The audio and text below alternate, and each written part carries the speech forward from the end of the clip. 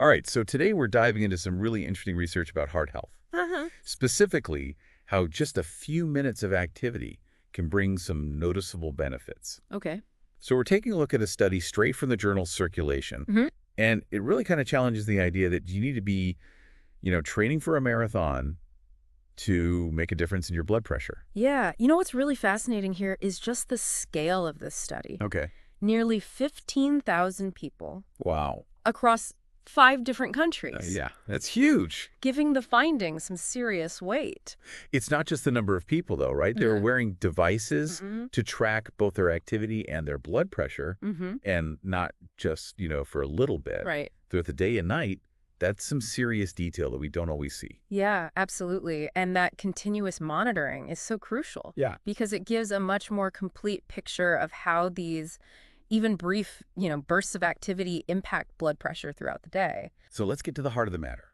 What did they discover? So they found that just adding 5 minutes 5 minutes. of heart rate elevating activity Okay. daily can lead to a measurable decrease in blood pressure. Uh.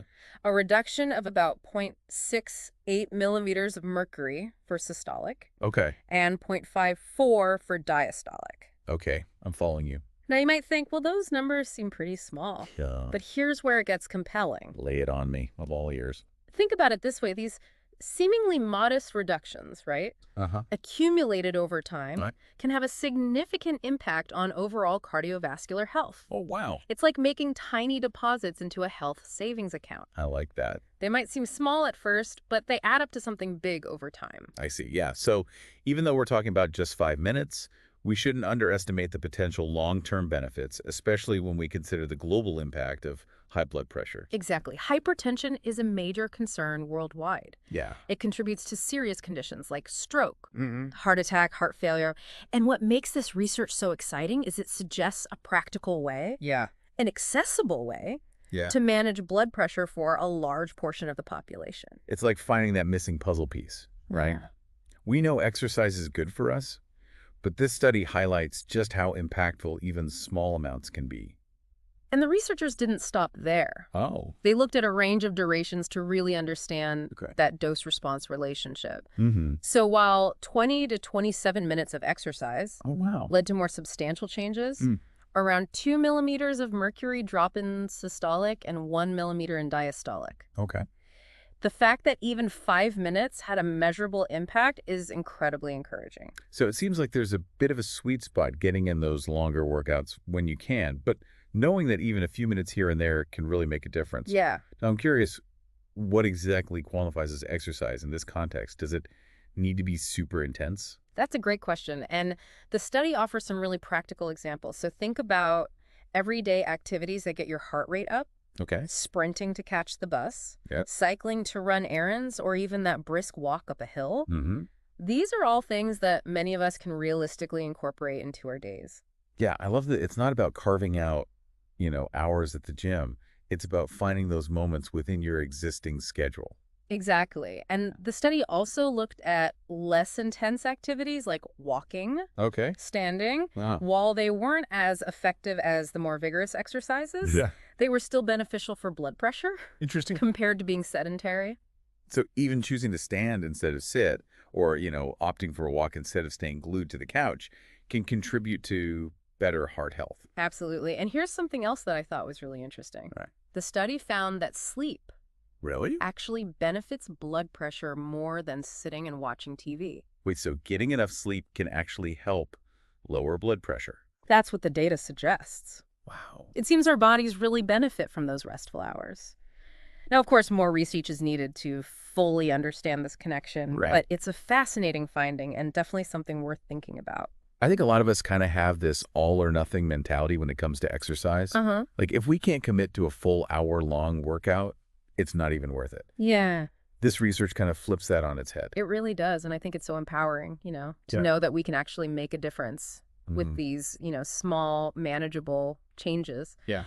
And what's really interesting here is the study sheds light on why these short bursts of activity are so effective. Okay, so tell me more about that.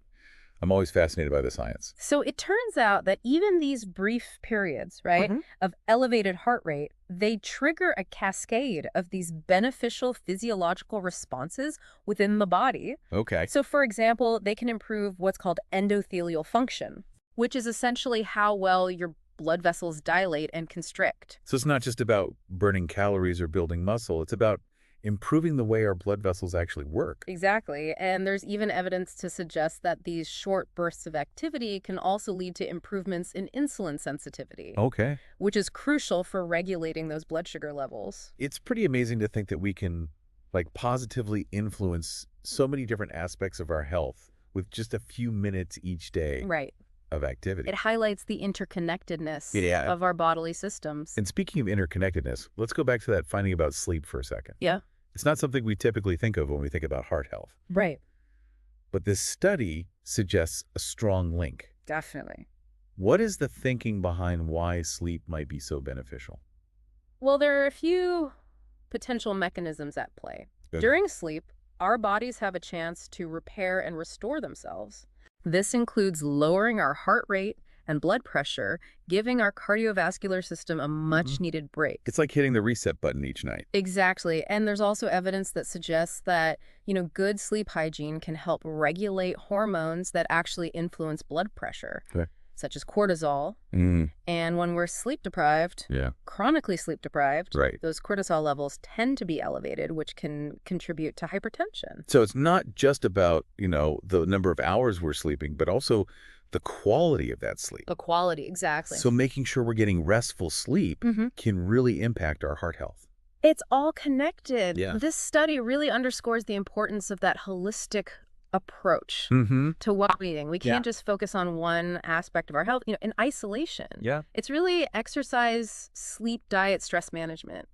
It all plays a role. It all plays a role. It's like weaving a tapestry, right? It- Each thread contributes to the beauty and the strength of that final product. But for our listeners who, might be feeling overwhelmed by all of this information, what's the one key takeaway you want them to remember? I'd say the biggest takeaway is this. Don't underestimate the power of small changes. Yeah? You don't need to overhaul your entire life to improve your heart health. Right. Just a few minutes of activity each day, Okay. combined with, consistent, restful sleep, Mhm. can make a world of difference. It's about taking those micro steps Exactly. toward a healthier lifestyle. Exactly. And remember, consistency is key. Yeah. It's not about being perfect. Right. It's about finding what works for you, Hmm. incorporating it into your routine. Think of it as a long-term investment in your well-being. I love that analogy.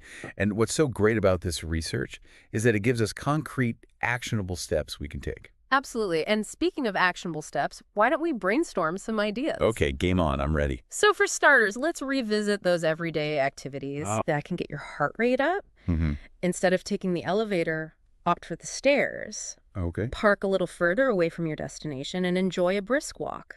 Mm-hmm. If you're working from home, set a timer to stand up and stretch every hour. Those are good ones. And what about incorporating, those little bursts of activity into your leisure time? Yes. Like maybe dancing to your favorite song, Oh, yeah. playing tag with your kids, taking the dog for a longer walk. Those are all fantastic ideas. And remember, it doesn't have to feel like a chore. Yeah. Find activities that you genuinely enjoy, Right. and you'll be much more likely to stick with them. Yeah, it's about finding, those little pockets of opportunity to move more Right. and making them just a natural part of your day. Exactly. And it's about shifting our mindset. We Mm. don't have to wait for the perfect time to start exercising. Yeah. We can weave it in, to Yeah. the fabric of our lives. I love that visual. Weaving it into the fabric of our lives. It's not about, making those drastic changes, but just those small, consistent threads Mm-hmm. that create a healthier, more vibrant tapestry overall.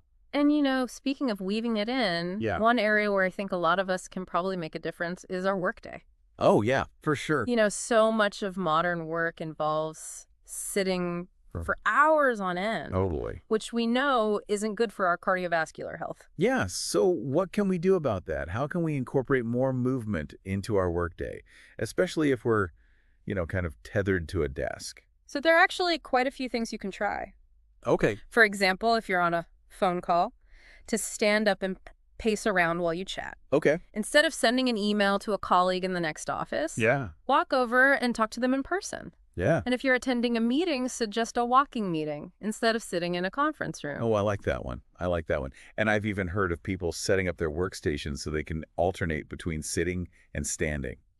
Absolutely. There are standing desks, Right. treadmill desks, even cycling desks available now. Wow. It's all about finding what works for you Yeah. and your work environment. And it's not just about the physical benefits, right? Right. Like moving more throughout the day can boost our energy levels, improve our focus, Absolutely. even spark creativity. When we move our bodies, we're also stimulating our brains. Yeah, It's a win-win. totally a win-win. And as we kind of wrap up this deep dive, I think it's important to remember that this research offers hope and empowerment. I agree. It Yeah. reminds us that we really do have more control Yeah. over our health than we realize. Than we might think, yeah. You know, we don't need to be marathon runners or gym rats Right. to reap the benefits of physical activity. Even small, consistent efforts can make a big difference in our heart health and overall well-being. So to our listeners, as you go about your day, consider, how you can weave those small but powerful threads of movement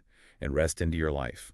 Take the stairs, walk a little further, dance to your favorite song, and prioritize those restful hours of sleep. Your heart will thank you for it. Absolutely. Yeah. All right, that's it for this deep dive. We'll see you next time.